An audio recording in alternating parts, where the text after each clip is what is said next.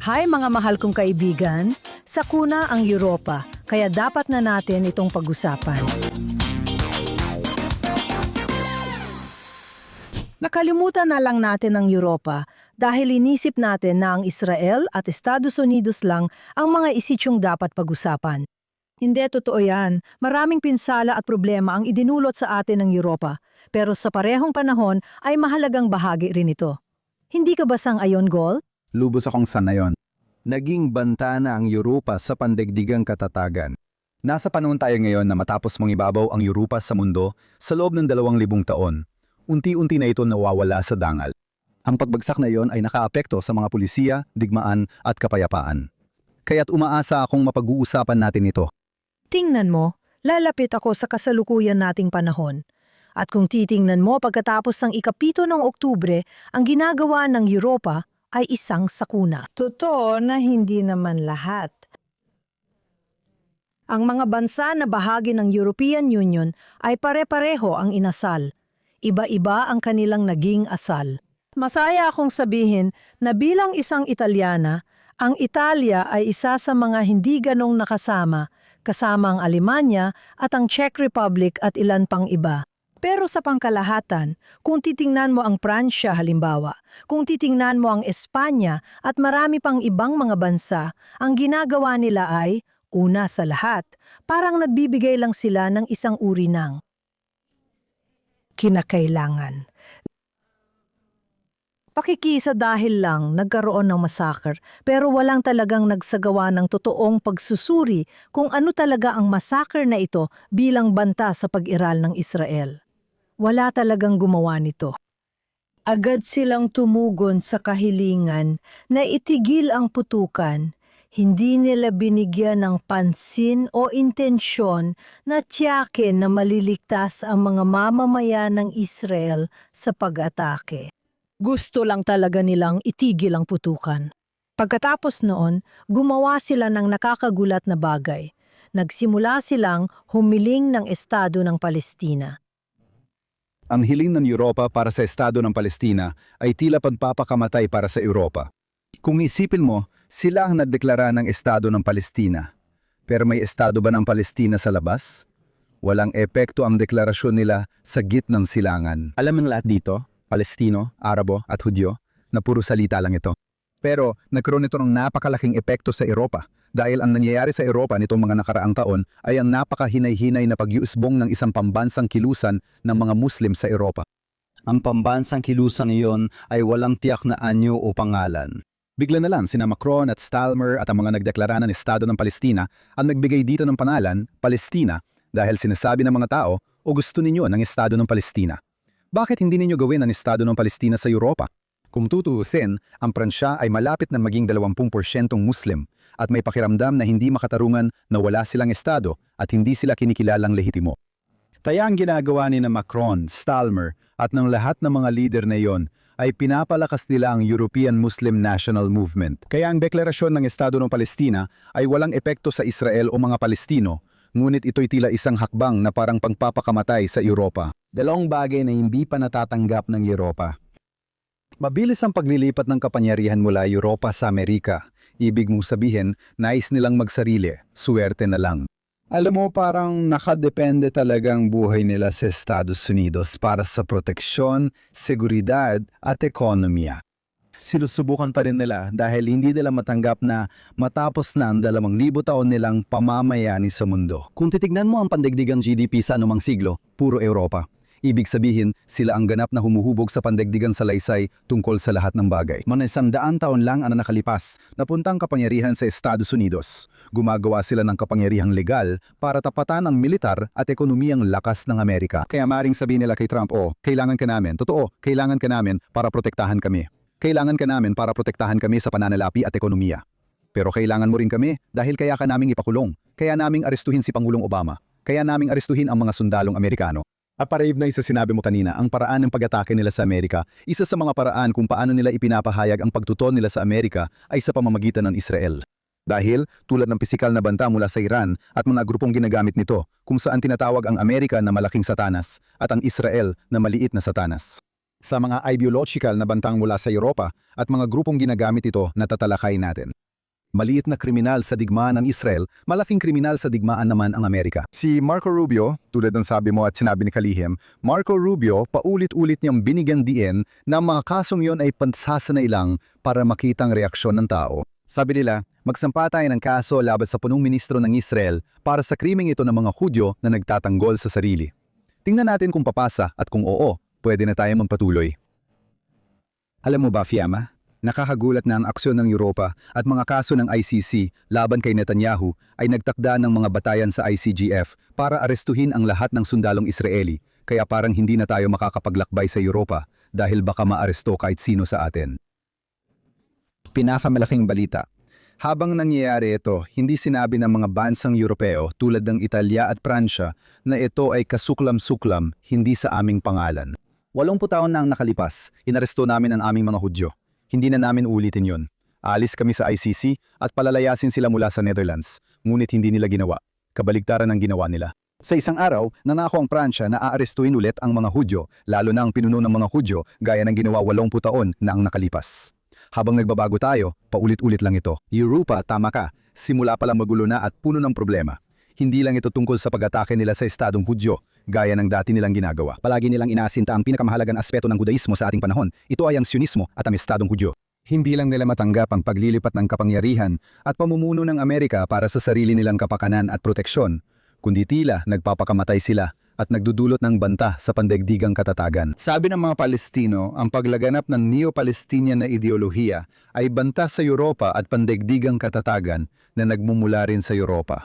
Tama ka, nabanggit mo ang United Security Conference. Alam mo, 1 taon nang nakalipas, nandun si J.D. Vance at sinabi niya na ang banta na nagpapabahala sa kanya kaugnay ng Europa ay ang banta na nagmumula mismo sa Europa. At lubos akong sumasang-ayon dyan. Sinabi rin ni Rubio yon, pero mas magandang pagkakasabi niya, mahal namin kayo Europa pero banta kayo. Tuwang-tuwa pa sila, mahal niya tayo. Kaya talagang malaking banta ang Europa na galing din sa kanila. Para sa kapakanan ng Europa, kailangan nilang baguin ang direksyon at tanggapin ang higit pang pamumuno ng Amerika. Tingnan mo, alam mo, ilang araw lang ang nakalipas, nabasa ko ang isang listahan ng mga unang pangalan na ibinibigay sa mga batang ipinanganak sa mga kabisera ng Europa. Alam mo ba, sa karamihan ng mga kabiserang yon, Mohammed ang pinakakaraniwang unang pangalan. Kaya kapag pinag-uusapan mo ang tungkol sa isang banta na tayo mismo ang may gawa, masasabi kong ito ang pinakamahalaga. At pagkatapos, alam mo, pumunta ka sa Pransya. At ang Pransya ay naging biktima ng mga pag-atake ng terorista na talaga namang bumahana sa bansa sa loob ng 25 taon. 25 taon na mula nang magsimula ang mga pag-atake ng terorista tulad ng Bataclan at marami pang sumunod sa bansa. Ang Belgium ay isang lugar na kapag pumunta ka sa Brussels at sa Brussels maraming lugar doon na hindi mo pwedeng pasukin.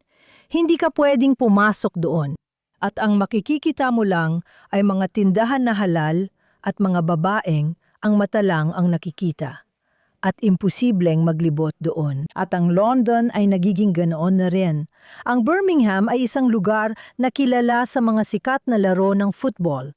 Hindi na sila pwedeng umiral doon. Dahil tuwing nandun sila, ang mga Muslim ng bayan, ang pangalawang pinakamalaking bayan sa England, ay sila na lang ang nangingibabaw. At ang mga ginawa nila ay halos kapareho ng mga ginawa nila sa Amsterdam, kung saan ang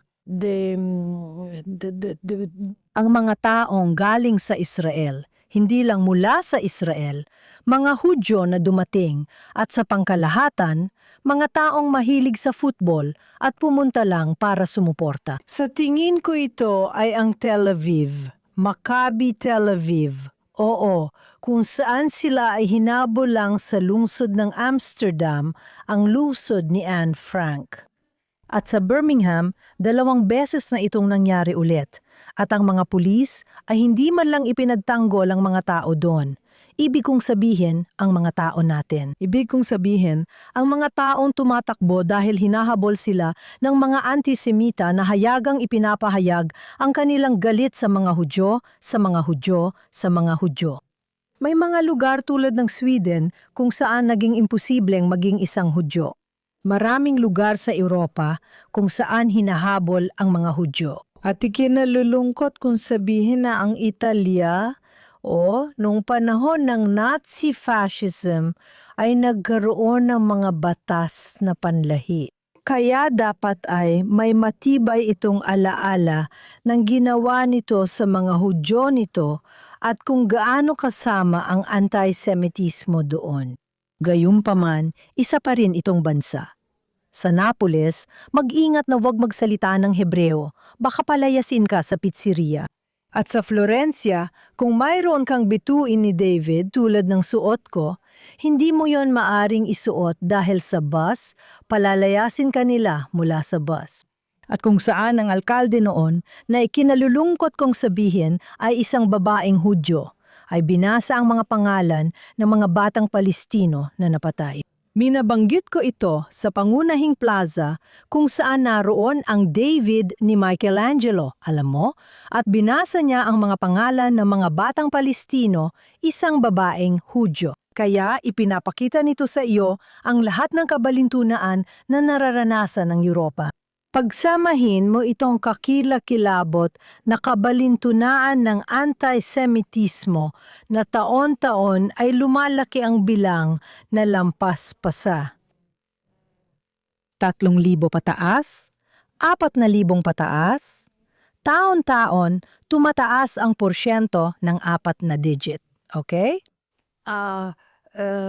Isama mo pa ang pagbabalik ng anti-Amerikanismo. Alam mo ba na, sa bagong Italian na diaryo, wala talagang araw na lumilipas at hindi lang yon, nabasa ko kahapon ang Times of London na muli na namang pinagtatawanan ang talumpati ni Trump. At alam mo, nangyayari ito araw-araw. Gusto nilang pagtawanan si Trump. Gusto nilang gumawa ng karikatura ng presidente. Hindi nila tinitingnan ang mga bagay based sa tunay nitong anyo. Merong kognitibong sakuna sa isipan ng mga Europeo na hindi na nila kayang makita ang katotohanan at ang kasinungalingang kaakibat ng anti-Amerikanismo na konektado sa antisemitismo ay nagiging relihiyon na. At kahit tulad ni Melanie, ang mga taong ayaw sumunod, kailangan lang nilang humanap ng paraan. Alam mo halimbawa, at dito binibigay ko sa iyo ang Board of Peace. Alam mo na tumangi ang mga Europeo na makilahok sa Board of Peace. Kahit na may komite na kumakatawan sa mga Palestino, kaya dapat ay pangarap nila ito. Dahil malinaw sa isipan ng marami na sumasali, ang mga Arabo at mga bansang Muslim at mga bansang Asyano na kasali doon. Malaking bahagi nito ay isang lugar kung saan naghihintay ang mga Palestino ng posibilidad na maging may-ari ng Gaza. Hindi yon nakikita ng mga Europeo. Nakikita nila ito bilang manipulasyon ni Trump na gustong gamitin ng mga Palestino para lang pigilan ang kanilang pangarap na magkaroon ng Estadong Palestino. Hindi nila ipinaliwanag kung bakit, pero ganito nila ito binigyang kahulugan. Marami ka rin materyales tungkol sa kasong ito. At tungkol dito, sinabi ni Melanie na may isyong konstitusyonal na may mga batas sa konstitusyon na nagbabawal sa Italia na makilahok sa alinman. Institusyon kung saan hindi pare-pareho ang lahat ng miyembro. Na medyo kakaiba dahil kahit sa United Nations may secretary din naman, di ba? At kasali ang Italia doon. Ang NATO, isa rin itong institusyong parang piramide. Oo, totoo yan. Si Trump at ang Estados Unidos ay napakahalaga doon. Pero talagang hindi ba dapat ganoon yon? Walang malalim na talakayan tungkol dito. Meron lamang pantasya ng pagkamuhi sa isang piramidal na estruktura dahil ito ay itinuturing. Gagamitin ko ang masamang salitang pasista dahil ito ang nasa isip nila, paulit-ulit nilang sinasabi.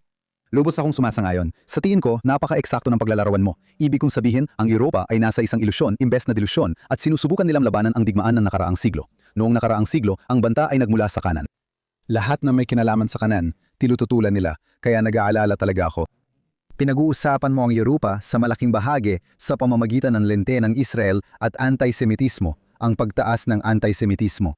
Iniisip ko at nag-aalala sa mas malaking issue, ang banta sa pandaigdigang katatagan at pambansang seguridad ng US mula Europa. Dahil Fiamma, isa kang historiador at gustong-gusto kong basahin ang mga libro mo, ang mga artikulo mo tungkol sa kasaysayan. Laging nangyayari sa kasaysayan na sa bawat siglo, nasasangkot ang Europa sa malaking digmaan. Pumapasok sila sa isang malaking digmaan na talagang hindi inaasahan. Sumasabak sila sa isang malaking digmaan na wala namang nag-akala kahit isang buwan bago ito mangyari. At pagkatapos, nagkakaroon sila ng kumperensyang pangkapayapaan na nagtatakda ng pandaigdigang kaayusan para sa susunod na 100 taon. Pagkatapos, nawawala ng saysay ang pandaigdigang kaayusan kaya nauwi na naman sila sa panibagong digmaan. 6 na taon ang nakalipas, iminungkahi kong magkaroon ng maagap na European Peace Conference. Imbesundan ang nakagawiang paraan ng Europa. Digmaan muna bago ang kumperensyang pangkapayapaan, iwasan na lang ang digmaan sa pamamagitan ng Peace Conference para maintindihan ng Europa at mawala ang ganitong ilusyon.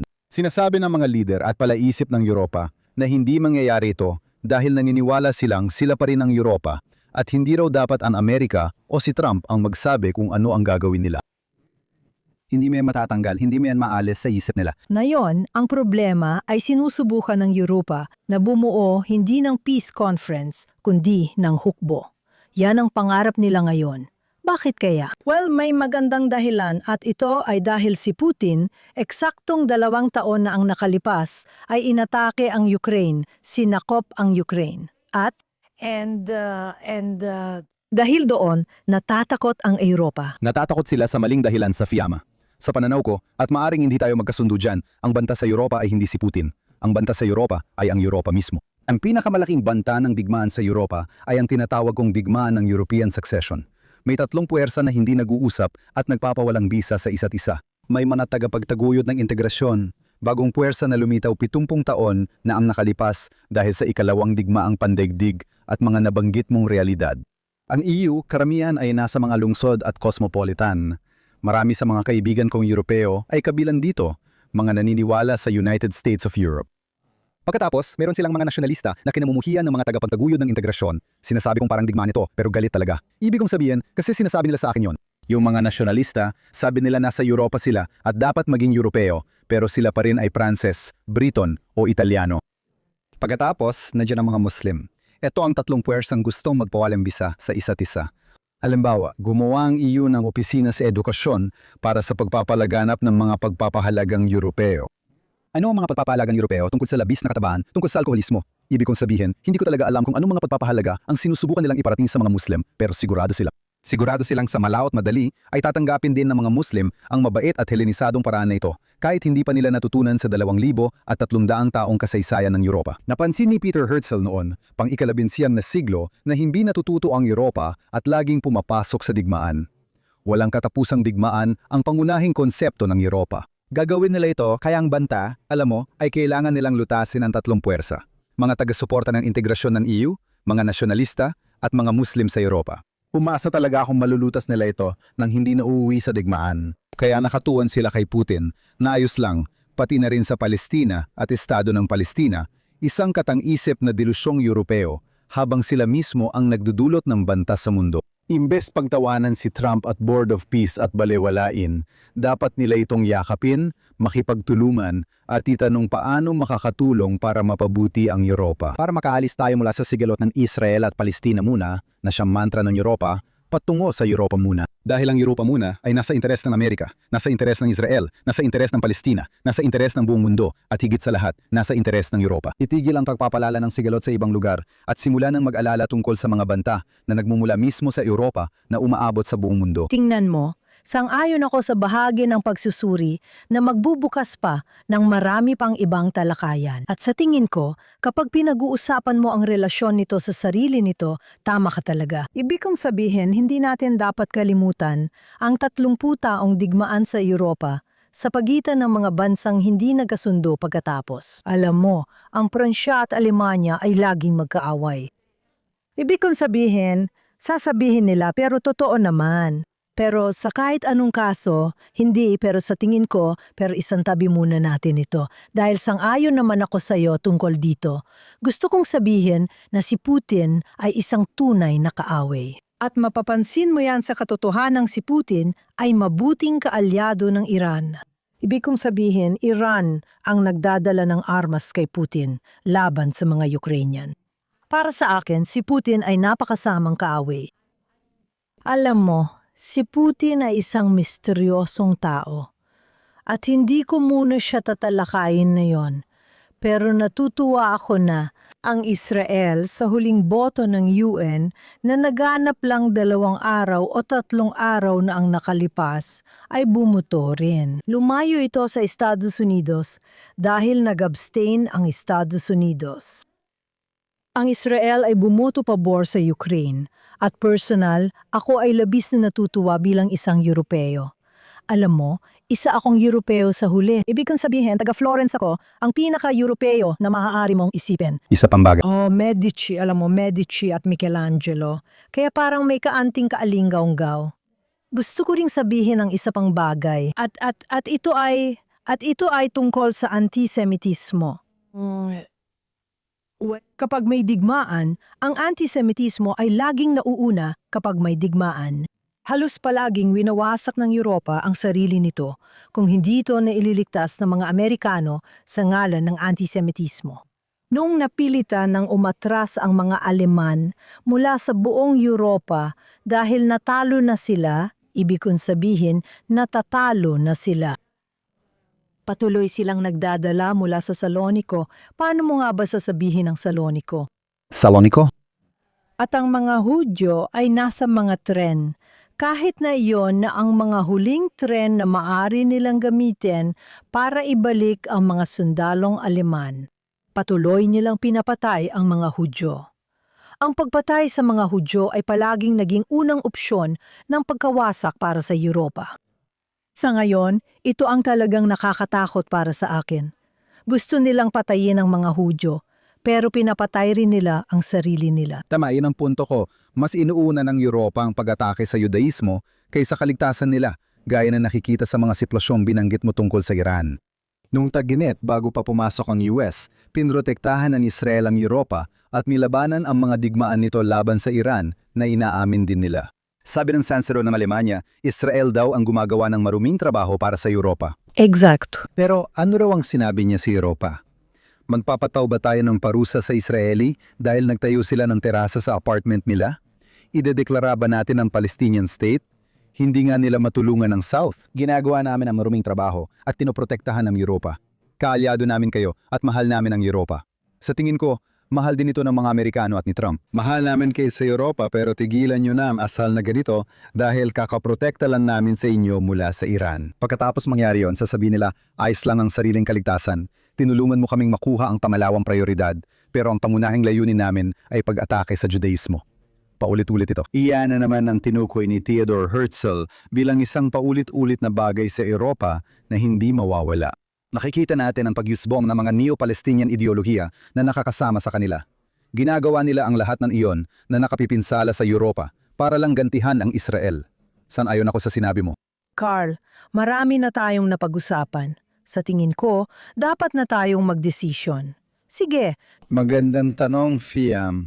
Ano kaya ang maaaring gawin? Ano ang maaaring gawin para matugunan ang banta na ito mula sa Europa? Alam mo, sa tingin ko, ang maaaring gawin ay maging bukas at laging panig sa tama. Na sa ngayon ay sina Pangulong Trump at ang Estado ng Israel sa harap ng banta ng Iran dahil ang mga banta ng Iran ay banta sa Europa. Alam mo na si Merza ngayon, pagkatapos ng sinabi niya sa kumperensya sa Munich, nasaan na siya ngayon? Nasa Deng Xiaoping. Dito na siya ngayon. Kaya hinahanap nilang Sina dahil alam mo kung bakit? Pwede ko bang sabihin sa'yo kung ano ang tingin kong totoo? Sobrang takot nila. Talagang natatakot sila na dahil naging sobrang sama nila, naging sobrang tanga nila sa harap ng lahat ng banta, na nakikita nilang mabilis magbago ang mundo, at nakikita nilang ang Europa ay nananatiling ganap na walang depensa, pisikal man o mental, sa harap ng malaking pagbabago. Ang kaya lang natin gawin para sa kanila ay ipakita ang labis nating kumpiyansa sa sarili. Idadagdag ko pa dyan at sasabihin ko pa ng mas matindi. Ito ang kasabihan, kung hindi mo sila kayang talunin, sumama ka na lang sa kanila. Sa halip na labanan ng Amerikanismo at Sionismo, dapat itong suportahan ng Europa dahil iyon ang magliligtas sa kanila. Kung isipin mo, ang Rebolusyong Amerikano na lumikas sa Estados Unidos at ang Rebolusyong Sionista na nagtatag ng Israel ay parehong ideolohikal na pag-alis mula sa Europa.